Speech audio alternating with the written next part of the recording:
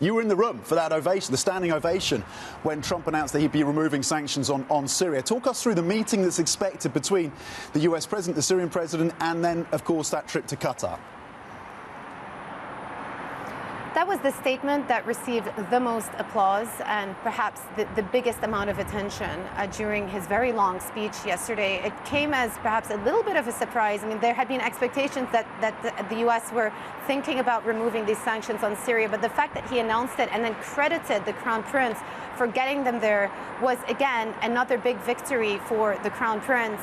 But it is symbolic and also quite significant at the same time. We don't know the details of how the sanctions are going to be lifted, whether it's going to be all in one go or a slow repeal of some of the sanctions. But what President Trump is trying to achieve here is his vision, or the Trump administration's vision, of promoting stability in the region. He has talked about the birth of a new Middle East. They sense that Iran and its proxies are on the back foot, and therefore the Trump administration wants to help out those countries that are in very much need of reconstruction and rebuilding. And of note, he mentioned Syria with the removal of sanctions that gives them an opportunity to start focusing on reviving the economy again, with 90% of the population living in a state of poverty. Also Lebanon, it came up many times in the speech.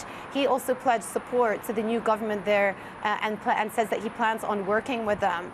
So I think the speech also laid out just what their bigger, broader ambitions are in terms of geopolitical priorities. A lot of mention of Iran as well. He referenced the fact that Iran has been, quote unquote, exporting terror to the region, but that he does want to do a deal. He says his goal is to do a deal with Iran, but at the same time, if they continue behaving in an antagonistic way, the U.S. would not hesitate to resume a maximum pressure campaign and to drive those oil exports to zero. One of the reasons why you saw a big spike in the price of oil yesterday.